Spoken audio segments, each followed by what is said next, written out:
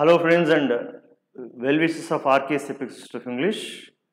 Once again welcome to our RKS Apex YouTube channel. So here we are following newspaper reading for better communication. Newspaper reading for better communication. Now we are going to witness 79th episode. 79th episode, 24th August 2024. Okay friends, now see our today's vocabulary session. Vocabulary come articles. Vocabulary come some news articles. Fine. Anil Ambani and 24 others banned by SEBI. Fined 624 crores. Anil Ambani and 24 others banned. అంటే యాక్చువల్గా వీళ్ళు company తరపున ఏదైతే షేర్లతో డబ్బులు కూడబెట్టారో దాని స్వలాభం కోసం ఇతరితర మరలించారని చెప్పి వాళ్ళ పైన కొన్ని అభియోగాలు ఆరోపణలు నిరూపడంతో సెబీ వాళ్ళ మీద ఒక నిషేధం విధించింది. ఇక్కడ బ్యాన్. ఓకే, ఇక్కడ చూడొచ్చు మనం.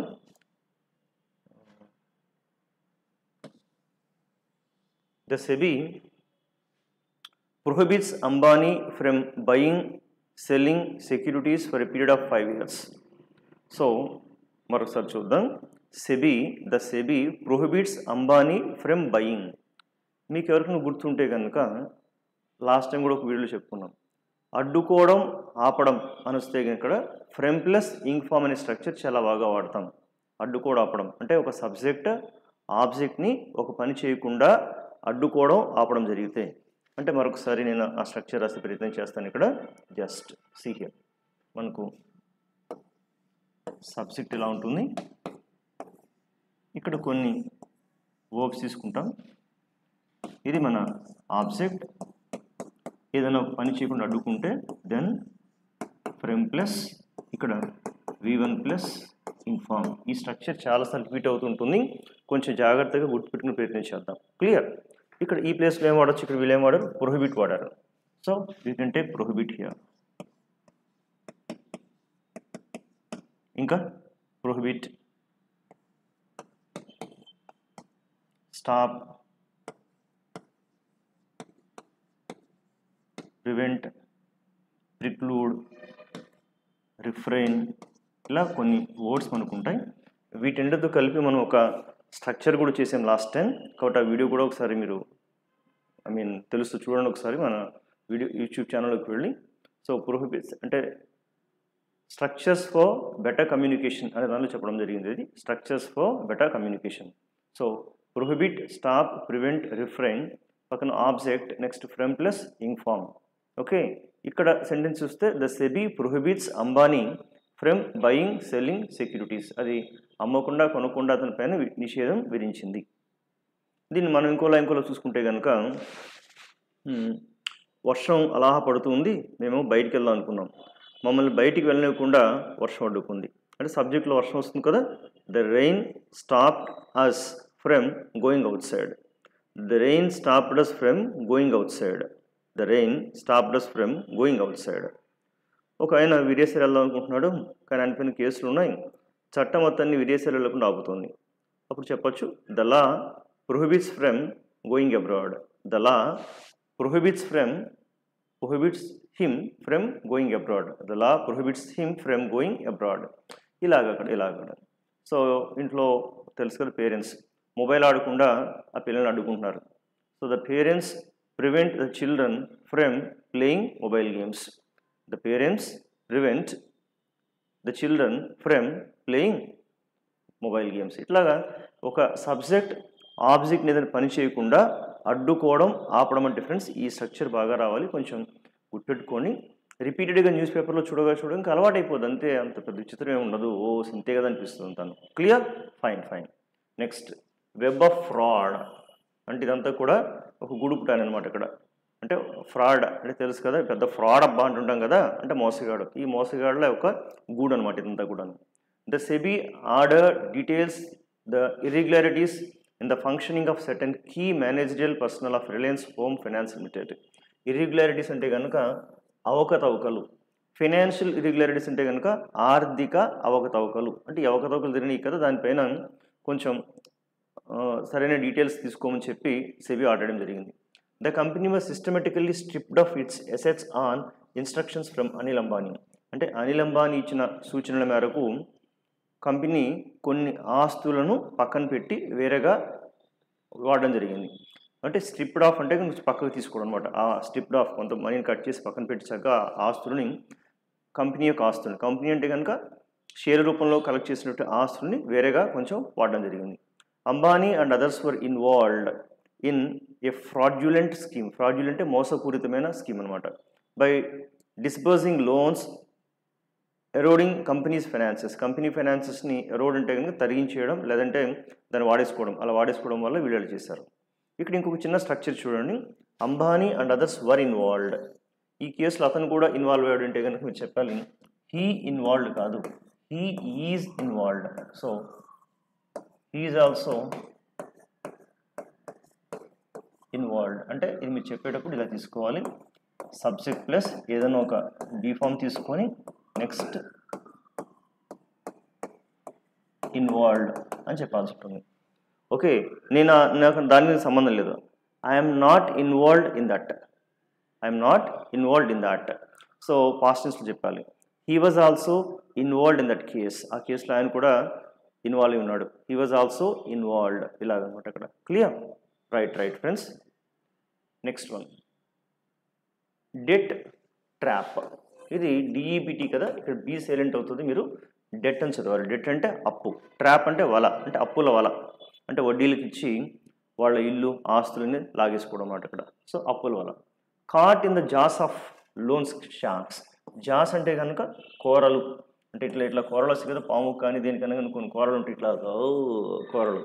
Okay, jaws of loan shark. మనకు షార్క్ చేప ఉందనుకోండి, కూరలు ఉంటాయి కదా, అలాగా పాపం పేదవాళ్ళందరూ కూడా ఈ కూరల్లో చిక్కుపోతున్నారు ఇక్కడ. పూ ఫ్యామిలీస్ ఫేస్ హెరాస్మెంట్. ఈ పూ ఫ్యామిలీస్ ఏదైతున్నాయో అంటే పేద కుటుంబాలు ఈ వేదనకు, హెరాస్మెంట్కి, చిత్రహింసలకు గురవుతున్నారు ఇక్కడ. లూజ్ ల్యాండ్, వాళ్ళ ల్యాండ్ కూడా పోగొట్టేసుకుంటున్నారు. ఓకే, దీన్ని చెప్పుకోవాల్సిన ఒక మంచి స్టేట్మెంట్ అంటే, గ్రామర్ పరంగా బాబు ఇది కాదు, ఇది దుఃఖకరమైన విషయమేను, బట్ గ్రామర్ పరంగా చెప్పేది ఏంటంటే కనుక ఇరుక్కుపోయారంటారు చూసారా, అప్పుడు చెప్పాల్సింది ఇలా చెప్పాను, subject plus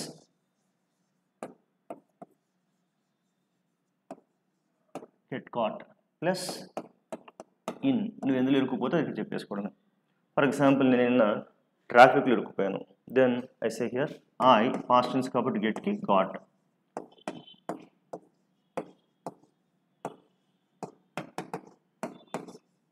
I got caught in the traffic jam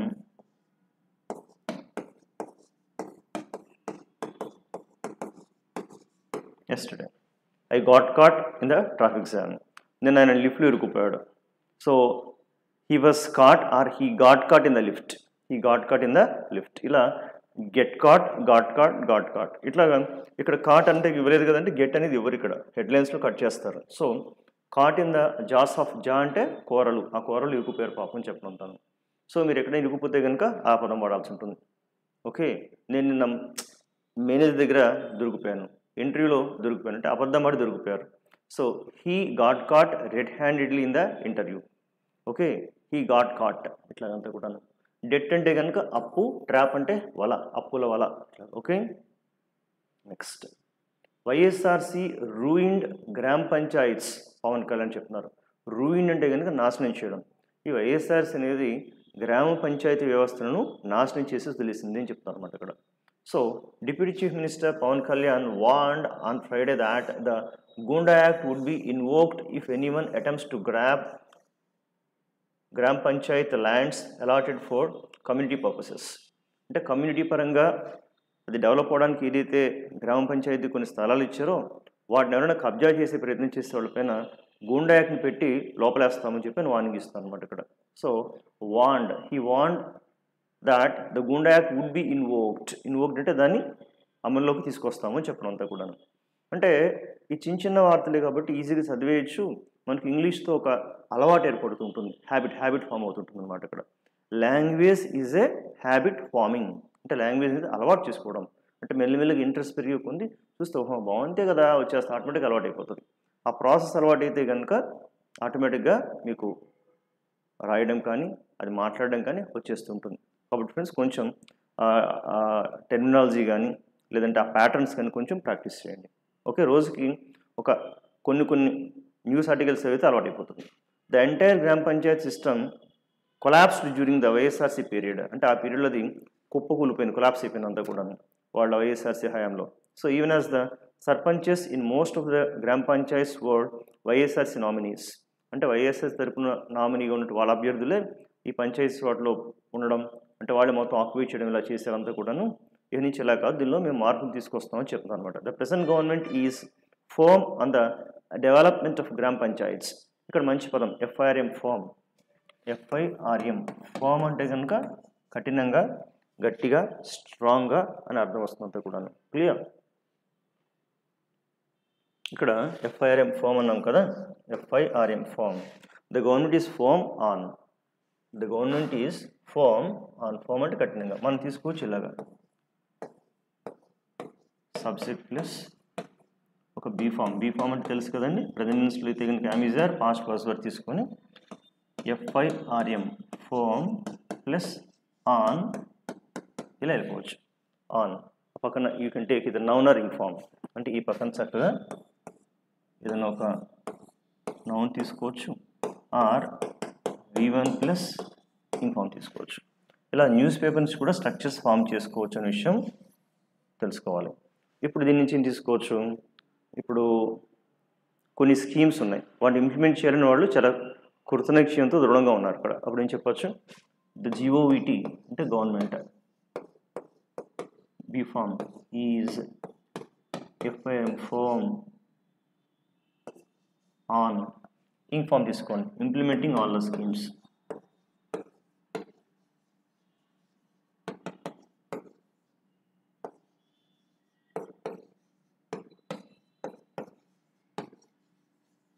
వీటి యొక్క స్కూల్ మేనేజ్మెంట్ ఉంది. సో మంచి పర్సంటేజ్ రావాలి పిల్లలకి అందరికి కూడా, వాళ్ళు చాలా గట్టిగా ఉన్నారు.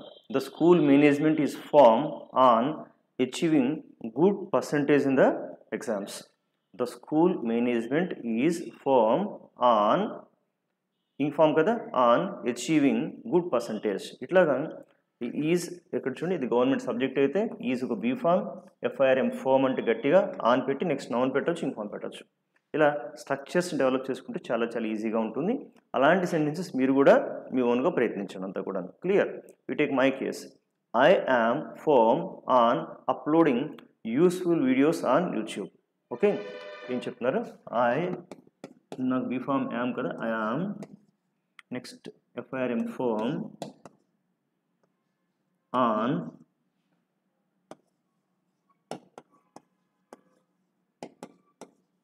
Uploading useful videos on YouTube. అంటే ఆ స్ట్రక్చర్ ఫామ్ అయితే వచ్చేస్తుంది అంతా కూడా. Clear friends? Next, why are you targeting YouTuber? Hello, why are you targeting YouTuber? Savukku Shankar YouTuber, ఆయన పేరు సౌక్కు శంకర్ అనమాట. అక్కడ అతన్ని మీరు ఎందుకు ఆ యూట్యూబర్ని మీరు టార్గెట్ చేస్తున్నారు? Supreme court posed to Tamil Nadu. అంటే తమిళనాడు ప్రశ్నిస్తుంది, ఏమన్నా మీరు తమిళనాడు ప్రభుత్వమా, ఎందుకు యూట్యూబర్ సౌక్కు శంకర్ని ఇబ్బంది పెడుతున్నారు, పద్దాక అతను టార్గెట్ చేస్తున్నారు అని అడుగుతుంది అనమాట ఇక్కడ. అంటే ఈ మధ్య కాలంలో కొంచెం కామన్ అయిపోయింది కదా, ఎవరైనా యూట్యూబర్స్ కాస్త కఠినమైన పదాలు ప్రభుత్వానికి వ్యతిరేక ప్రయోగిస్తే వాళ్ళని జైల్లో పెట్టడం, కేసు పెట్టడం, లేదా బయటకు వస్తే మళ్ళీ వెంటనే లోపల వేయడం, ఇలాంటివి చేస్తున్నారంట. దాని గురించి ఏం చెప్తున్నారు చూడు. The supreme court on Friday accused the Tamil Nadu government of targeting YouTuber Savukku Shankar, so saying the state is using its might అంటే కనుక అధికారం, అంటే రాష్ట్రం తన అధికారాన్ని ఉపయోగిస్తుంది. దేనికి? State is using it's might to ensure that he stays in prison. అంటే ఆయన జైల్లోనే ఉండాలి, బయటికి రాకుండా తన అధికారాన్ని ఉపయోగించి ఒక చోటు నుంచి రాగానే ఇంకో కేసు పెట్టి మళ్ళీ వేయడం, మళ్ళీ వస్తే ఇంకో కేసు బయటికి రాకుండా ఉంచడం, అలా చేసేస్తుంది అంతా కూడా. మళ్ళీ చూడండి, the supreme court accuse the Tamil Nadu government of targeting YouTuber. ఇక్కడ అక్యూజ్ అంటే నేరం ఆరోపించు. స్ట్రక్చర్స్ పట్టుకోవాలి ఫ్రెండ్స్, స్ట్రక్చర్స్. ఓకే, ఇక్కడ స్ట్రక్చర్ చూడండి, ఇది సబ్జెక్ట్. ఇక్కడ సబ్జెక్ట్ వచ్చేసి మనకు ఈ కేసులో సబ్జెక్ట్ సుప్రీంకోర్టు అవుతుంది, అక్యూజ్ వర్బ్ అవుతుంది, సంబడి మిస్టర్ సౌక్ శంకర్ అవుతుంది, ఆఫ్ అది నెక్స్ట్ ఇన్ఫార్మ్. ఇక్కడ సారీ, ఇక్కడ వచ్చేసరికి సుప్రీంకోర్టు వచ్చి సబ్జెక్ట్ అవుతుంది, ఎక్యూజ్ వర్బ్, ఆబ్జెక్ట్ వచ్చేసి గవర్నమెంట్ అవుతుంది, Tamil Nadu government of okay inform targeting అంటే ఎవరైనా ఒక సబ్జెక్ట్ని ఆబ్జెక్ట్ టార్గెట్ చేస్తూ వాళ్ళపైన నేరం ఊపితే ఎక్యూజ్ ఇలా రావాల్సి ఉంటుంది. For example, the students excuse the HOD of spying. HOD గారు మా మీద నిఘా పెట్టారు, మమ్మల్ని ఎక్కడికి వెళ్ళినా గమనిస్తున్నారు, కొంతమంది వ్యక్తులు నియమించారు అని విద్యార్థులు హెచ్ఓడి పైన కంప్లైంట్ చేస్తున్నారు, అంటే ఆరోపణ చేస్తున్నారు. The students excuse the HOD of spying. ఒక టీచర్ ఉన్నారు, ఆయన వెళ్ళి ప్రిన్సిపల్కి చెప్తున్నారు, సార్ ఈ విద్యార్థులంతా క్లాస్ రూమ్లో మొబైల్ వాడుతున్నారు అని కంప్లైంట్ చేస్తారు, అంటే ఒక ఆరోపణ చేస్తారు. The teacher accused the students of using mobile in the class room. Okay, మళ్ళీ చెప్తాను. The teacher accused the students of using mobiles in the class room. అలా ఒకళ్ళు ఇంకొక పైన ఆరోపణ చేస్తుంటే కనుక ఎక్యూజ్ అని పెట్టి మధ్యలో ఆబ్జెక్ట్ ఆఫ్ నెక్స్ట్ ఇన్ఫార్మ్ తీసుకోవచ్చు, ing form or noun. So friends, ఇలా రెగ్యులర్గా వాడేటువంటి వర్డ్ అనేది ఎక్యూజ్, కొంచెం గుర్తుపెట్టుకోండి. ఫైన్. సో ఇంతకీ ఇక్కడ విషయం ఏంటంటే, ఈ సౌక్కు శంకర్ని పద్దాకు లోపలేస్తున్నారు. అందుకని ఇక్కడ సుప్రీంకోర్టు అడుగుతుంది, why are you doing all this, ఎందుకు ఇంత చేస్తున్నారు మీరు? You put the man behind bars. Behind bars అంటే కటకటాల వెనక్కి, అంటే జైల్లో అనమాట. ఇక్కడ దాన్ని బిహైండ్ ద బార్స్ అంటారు అనమాట. ఓకే, దాన్ని ఇన్ ప్రిజన్ అనొచ్చు. ఇన్ ప్రిజన్ అన్న జైల్లోనే, బిహైండ్ ద బార్స్ అన్నది ఇక్కడ. Why are you keeping him behind the bars? You put the man behind the bars the moment he comes out. బయటకు వచ్చిన మరుక్షణం మళ్ళీ లోపలేసేస్తున్నారు ఇక్కడ. So justice JB Pardiwala accompanied by justice Manoj Mishra orally ఆస్ ద తమిళనాడు గవర్నమెంట్స్ కౌన్సిల్. ఆ గవర్నమెంట్ కౌన్సిల్ అడిగిందంటే, ఏంటి బాబు ఏం చేస్తున్నారు మీరు, ఏదో కొంకతను లోపలేస్తున్నారు ఎందుకు? The court deferred the hearing to August 27th on noting that another petition filed by M. Shankar's mother, A. Kamala, against the state's second detention order against her son was already listed for hearing on the date. అంటే ఒక డేట్తో ఒకటి file అయింది, అదవంగా ఇంకోటి పెడుతున్నారు అనమాట. అంటే అదే దానిపైన ఇంకొక కేసుని అదే చట్టం కింద బనాయించి లోపలేస్తున్నారు. On August 14th, the top court directed the Tamil Nadu police not to take any coercive measures. ఇది మంచి పదం. కోయర్సివ్ మెజర్స్ అంటే కనుక కఠిన చర్యలు, కొంచెం ఇబ్బంది పెట్టే చర్యలు. So the top court directed the Tamil Nadu పోలీస్కి సుప్రీంకోర్టు, టాప్ కోర్ట్ అంటే సుప్రీంకోర్టు ఒక ఆర్డర్ ఇచ్చింది అనమాట. ఏమందంటే కనుక not to take any coercive measures against Shankar, ఆయనకి వ్యతిరేకంగా ఎటువంటి కఠిన చర్యలు తీసుకోవద్దు అని చెప్పింది. In the 16 FIRs registered against him in various districts of the state. అంటే స్టేట్లో రకరకాల చోట్ల ఆయన మీద కేసులు పెట్టారు, వాటికి చెప్పారనమాట. Both mother and son are represented by advocate Balaji Srinivasan, Harsha Tripathi and K Gautam Kumar. ఇంతకీ గవర్నమెంట్ ఏముంటుంది, ఈయన డీరోగేటరీ రిమార్క్స్ చేస్తున్నారు అంటారు. ఇక్కడ డీరోగేటరీ అంటే కనుక అసభ్యకరమైన వ్యాఖ్యలు ఆయన పోస్టులో చేస్తారని చేసే వీడియోస్లో, అందుకే చేసేమిది అని ప్రభుత్వం సపోర్ట్ చేసుకుంటుంది. So derogatory remarks saying that all the FIRs pertain to an interview that Mr. Shankar gave to a YouTube channel ఆయన డీరోగేటరీ రిమార్క్స్ చేశారని చెప్పి వాళ్ళు కామెంట్ చేస్తున్నారు. His advocate Balaji Srinivasan urged the court to quash అంటే కొట్టివేయడం. వీళ్ళ lawyer ఏం చెప్తున్నారంటే అది కొట్టివేయమన్నారు. ఏమని? Quash them all. The police in turn claimed, police ఏం చెప్తున్నారు, that the YouTuber had made derogatory remarks against women police personnel in the ఇంటర్వ్యూస్లో మహిళల గురించి అసభ్యకరంగా కామెంట్ చేస్తూ మాట్లాడుతున్నారు, అందుకనే పెట్టామని నేను చెప్తారు. దీనికి వీళ్ళ లాయర్ గారు ఏం చెప్పారు చూడండి, చాలా బాగుంటుంది, ఒకసారి అది అండర్లైన్ చేసి చదవండి. Mister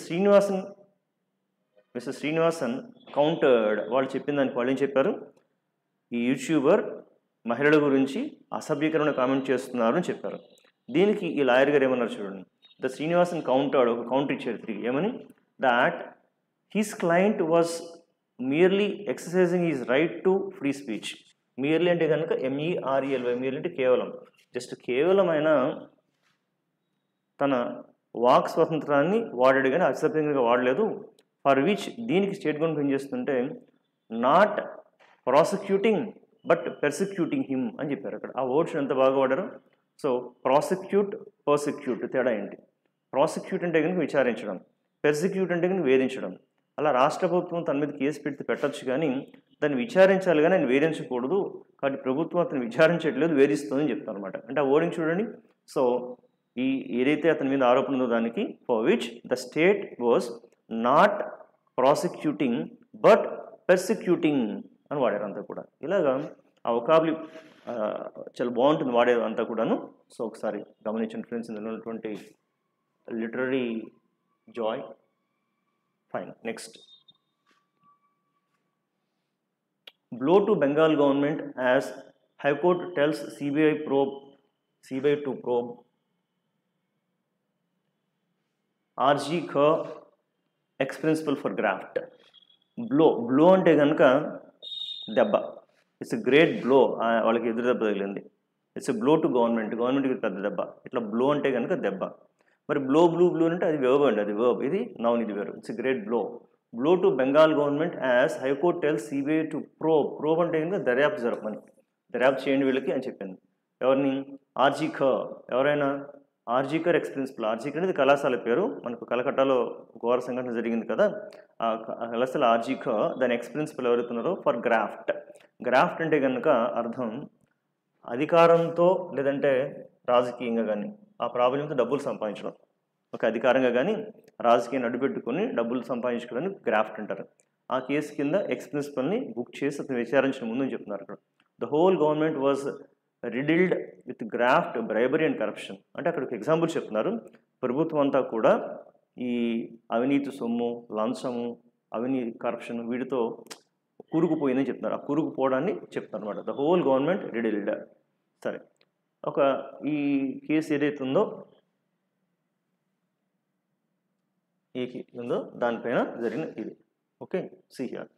the Calcutta high court on Friday transferred to the CBI the probe into allegations of corruption involving the former principal of the RG Kher Medical College and Hospital when a trainee doctor was raped and murdered.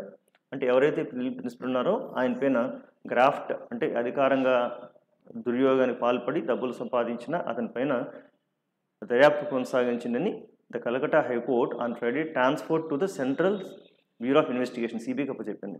The court ordered has come as a setback. ఈ court ఇచ్చిన order అనేది has come as a setback for the West Bengal government.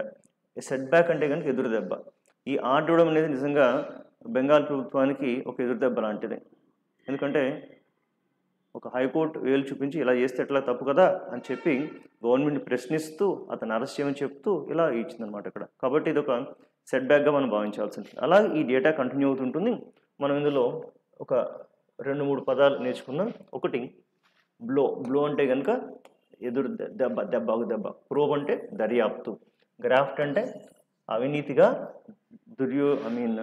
రాజకీయాన్ని, అధికారాన్ని ఉపయోగించి అవినీతిగా డబ్బు సంపాదించడం. Set back అంటే ఎదురు దెబ్బ. He suffered a setback yesterday in his attempts to take a stake in the mobile phone company. Okay, he suffered a setback. ఆయనకి ఒక ఎదురు దెబ్బ తగిలింది.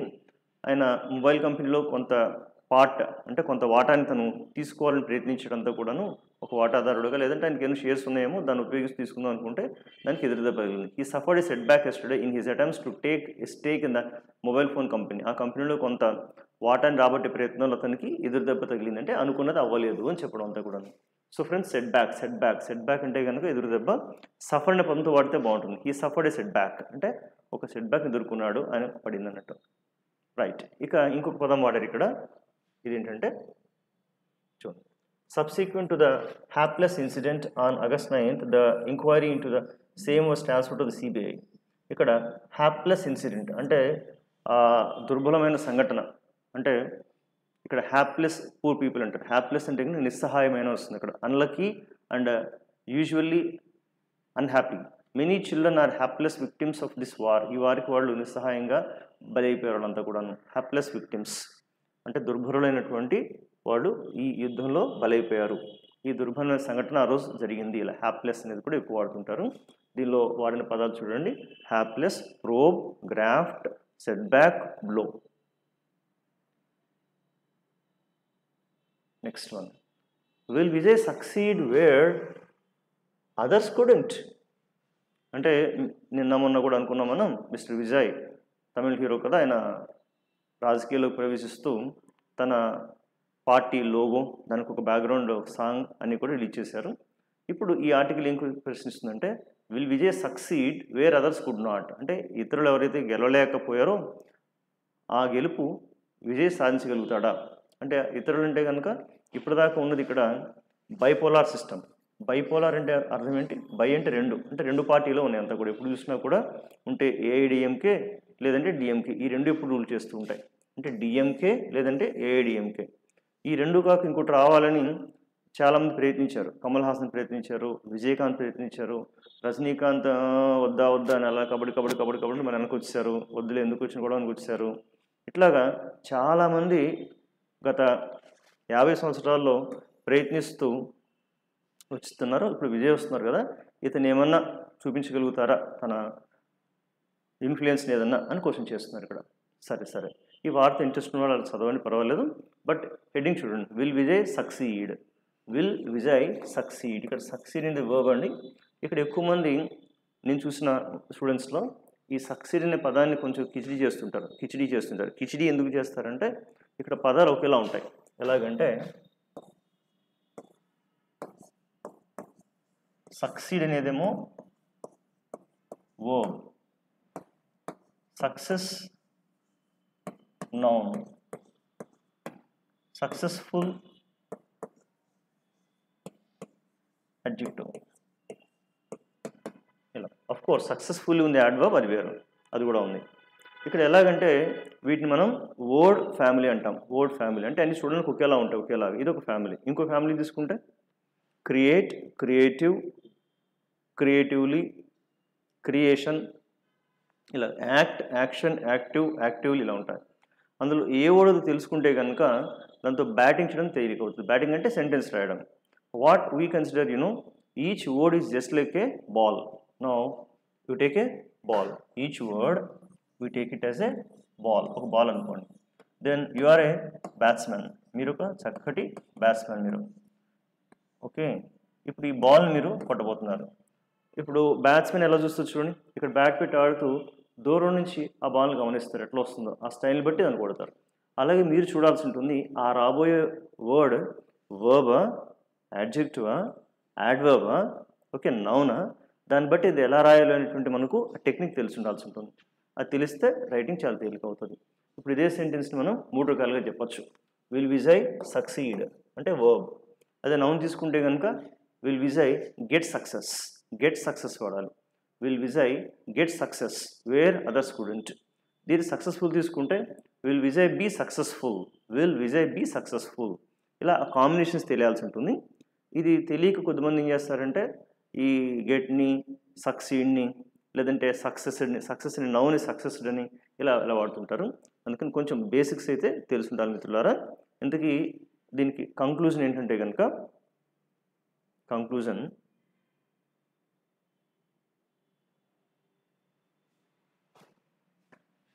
ఒకటి subject plus succeed plus in, ఈ పక్కన నౌన్ తీసుకోవచ్చు, అక్కడ ఇవ్వలేదు నౌన్ అది, or you can take ing form. అంటే ఇట్లాగా I succeeded in the interview, I succeeded in answering all the questions, అది సక్సీడ్. అదే నౌన్ తీసుకుంటే గెట్ ప్లస్ సక్సెస్, మిగిలింది సేమ్ ఇదే వాడతాం. I got success in the interview, I got success in answering all the questions. లేదు దీన్ని subject ఒక be form, ఈసారి సక్సెస్ఫుల్ తీసుకోవచ్చు, ప్లస్ మళ్ళీ same I was successful in the interview, I was successful in answering all the questions. ఇలాగా మళ్ళీ చెప్తున్నాను కదా, you should become a batsmen and the word is a ball. While writing sentence just you need to identify what kind of the word it is and how to hit it and how to right the sentence, అది తెలుసుకోవచ్చు ఈజీగాను. So రాబోయే రోజులు ఇంకొన్ని structures చెప్పుకుందాం, అది చూస్తూ కొంతవరకు మనం ప్రాక్టీస్ చేయొచ్చు. Clear? Of course, there in the institute, to my students, we give some bunch of or a bag of structures and ask them to practice well. మాకు vocabulary చాలా చాలా important, vocabulary and structures also, అంటే grammar ఎలా అనేది కనీసం ఒక 1500 to 2000 వర్డ్స్కి మా కోచింగ్లో స్టూడెంట్స్కి ఇవ్వడం జరుగుతుంది. మెటీరియల్స్ కానీ లేదా దానికి సంబంధించిన వీడియోస్ కానీ, అంటే ఒక్కొక్క వీడియోలో ఒక 25 వర్డ్స్ ఎక్స్ప్లెయిన్ చేస్తాం వాళ్ళు క్లియర్గా ఎలా వాడాలి ఏంటి అంతా కూడా. ఇలాగా చేతిలో ఒక 1500-2000 వర్డ్స్ ఉన్నాయంటే కనుక చాలా కంఫర్టబుల్ జర్నీ ఉంటుంది, చాలా comfortable journey. Clear? It's okay. Next ఒక పిక్చర్ కూడా చూద్దాం వెరైటీగా. ఈ పిక్చర్ చూడు ఎలా ఉందో, మీరు చూడగానే అర్థమైపోద్ది ఏ రాష్ట్రము ఏంటి విషయం ఏంటని. అక్కడ ఈ ఆర్జీ కరణ్ మెడికల్ కాలేజ్ వచ్చేసరికి ఈ సోకాల్డ్ మమతా బెనర్జీ అనే మన సీఎం ఎవరైతే ఉన్నారో ఆవిడ కాళ్ళని కట్టేసింది, ఎక్కడికి వెళ్తామని లెక్క. అలాగే ఈ మెడికల్ సింబల్ అలా కట్టేసింది.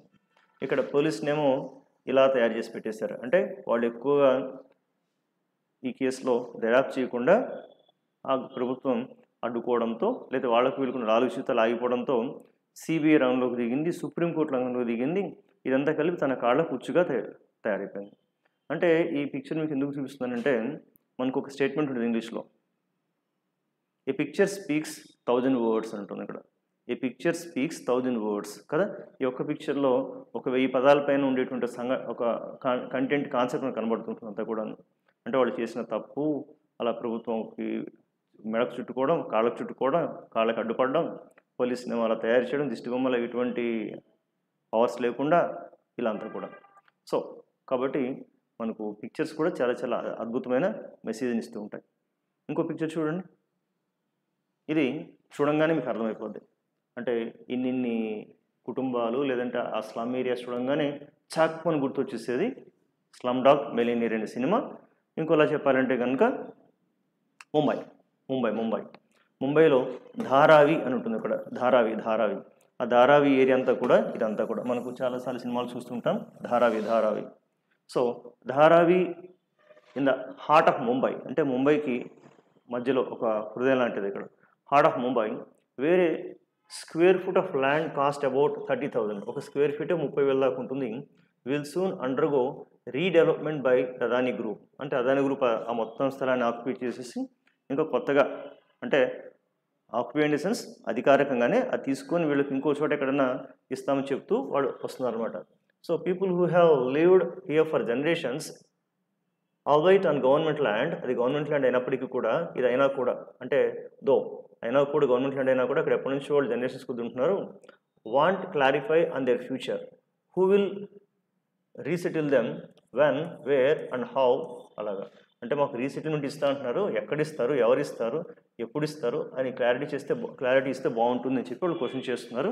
ఈ ధారావి వాళ్ళందరూ కూడా తరలించేందుకు కొన్ని ప్రయత్నాలు జరుగుతున్నాయి. ఇక్కడ ఇంకేదన్నా అదాని గ్రూప్ అని కట్టుద్దని తెలియదు, ఫ్యూచర్లో వార్త చూద్దాం. కానీ పిక్చర్ చూడండి ఎలా ఉంటుందంతా కూడాను. It's okay. ధారావి అని ముంబైలో ఉండేటువంటి ఒక slum area. Right. Next one, Delhi police see larger conspiracy in Maliwal case.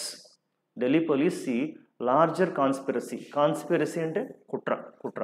అంటే ఈ మలివాల్ కేసులో ఢిల్లీ పోలీస్ చాలా పెద్ద కుట్రను కనుగోబోతున్నారు. వాళ్ళకి ఒక అనుమానం ఉందని చెప్పడం అంతా కూడా.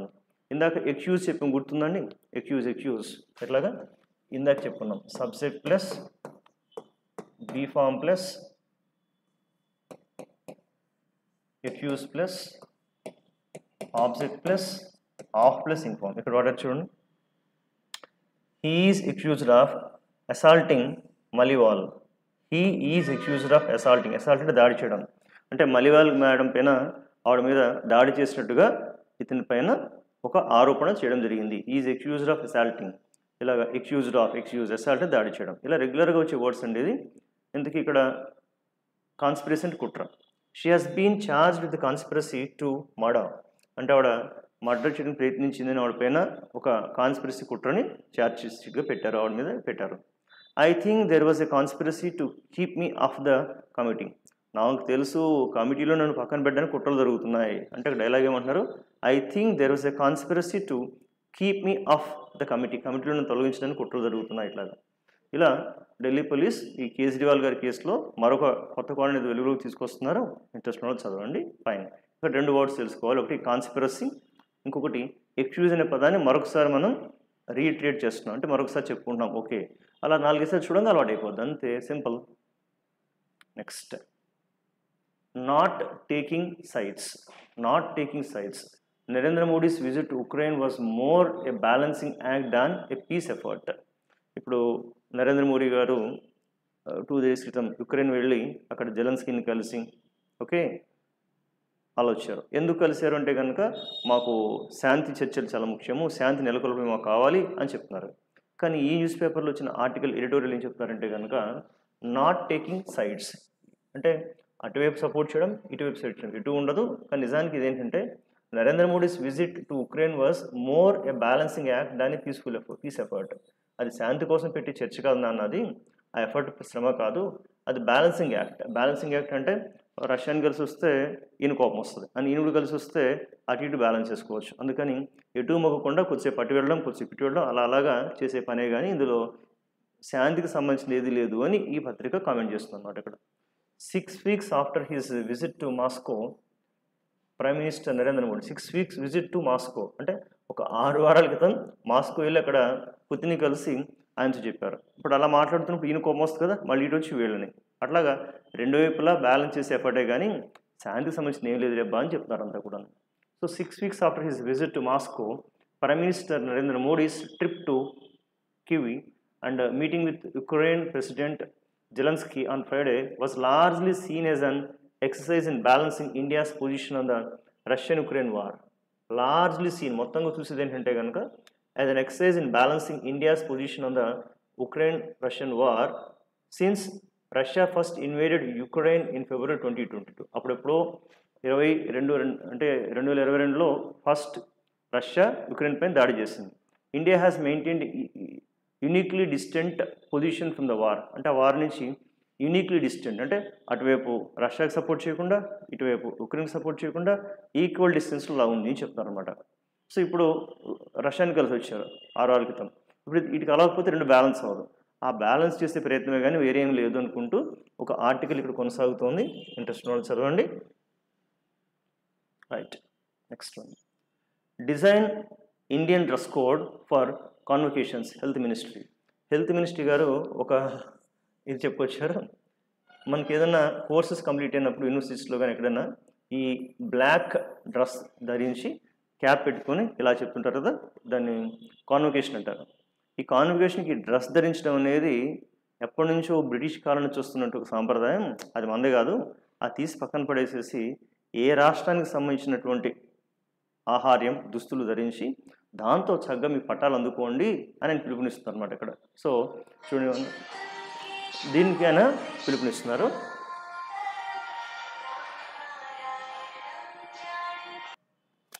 ఓకే, సో అది design Indian dress code for convocation చెప్తున్నారు అనమాట.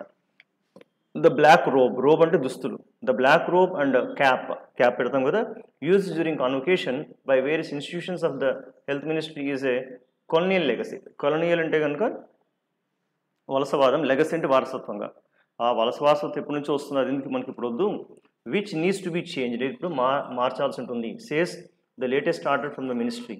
On Friday it wrote to all the institutions asking them to design appropriate Indian dress code for students for convocation ceremonies based on local traditions of the state where the institution is located. అంటే వాళ్ళు లోకల్గా కేరళ అయితే కేరళ, ఆంధ్ర అయితే ఆంధ్ర, తమిళనాడు మీ రాష్ట్ర సాంప్రదాయం ఎలా ఉంటుందో అలాంటి దుస్తులు ధరించి ఈ కాన్వకేషన్లో పాల్గొని ఆ సర్టిఫికెట్స్ తీసుకోండి అని మినిస్ట్రీ పంపిందనమాట అంతా కూడా. సో ఇది బాగుందా బాగాలేదా, సో మీరు కూడా ఆలోచించండి. సరదాగా అక్కడ కుదిరితే కామెంట్ బాక్స్లో మీ ఒపీనియన్ రాయండి అంతా కూడా. అర్థమైందనుకుంటా కదా.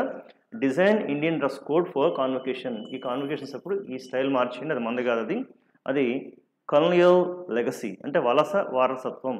అప్పుడెప్పుడో బ్రిటిష్ వలస అంటూ మన దగ్గరికి వచ్చి మన ఎట్లా చేశారు, వాళ్ళ సాంప్రదాయం ఇది మనకెందుకు ఇది అని చెప్తున్నారు అనమాట ఇతను. Next, Odisha CM launches much awaited aid scheme for women. Odisha CM launch అంటే తెలుసు కదా, ప్రారంభించడం. ఇక్కడ మంచి పదం ఏంటంటే కనుక మచ్ అవైటెడ్ అంటే కనుక ఎప్పటి నుంచో వేచి ఉన్నటువంటి, అంటే ఎదురు చూస్తున్నటువంటి, ఎప్పటి నుంచో వాళ్ళు ఎదురు చూస్తున్నటువంటి సహాయక స్కీమ్ ఏదైతే ఉందో ఆ స్కీమ్ ఒరిస్సా ప్రభుత్వం లాంచ్ చేసిందని చెప్తున్నారు అనమాట అంతా కూడా. ఓకే, ఇక్కడ ఆ పదం ఏంటి, మచ్ అవైటెడ్ అంటే ఎప్పటి నుంచో వేచి ఉన్న, something has been expected for a long time, ఎప్పటి నుంచో ఎదురు చూస్తున్నా. ఇప్పుడు మాకు విజయవాడలో మధురనగర్ ఉంది, అక్కడ రైల్వే అండర్ బ్రిడ్జ్ కడుతున్నారు కొన్నాళ్ళుగా అలాగా. అది ఎప్పుడైపోద్ది, అఫ్ కోర్స్ ఈ మధ్య అయిపోయింది అది ఎప్పుడైపోద్దా అని గత 4.5 ఏళ్ళుగా ఎదురు చూస్తున్నారు. 5 సంవత్సరాలు అనేది అవ్వాలి, చిన్న బ్రిడ్జ్ అనమాట ఇక్కడ. Okay, to the relief of Madhura Nagar people అంటే వాళ్ళందరూ కూడా కొస్త గాలి పీల్చుకుని రిలీఫ్ అయ్యేలాగా the much awaited railway under bridge was inaugurated, అది ఇనాగ్రేట్ చేయబడ్డది. అది ఓకే అయింది, దాంతో బాగుంది అన్నట్టు. మచ్ అవైటెడ్ అంటే ఎప్పటి నుంచి ఎదురు చూస్తున్నా, మచ్ అవైటెడ్. సో ఇది ఫ్రెండ్స్, ఈ వీడియోలో మరొక చక్కటి వొకాబులరీ వర్డ్స్తో మనం మళ్ళీ రేపు కలుద్దాం. Till then bye.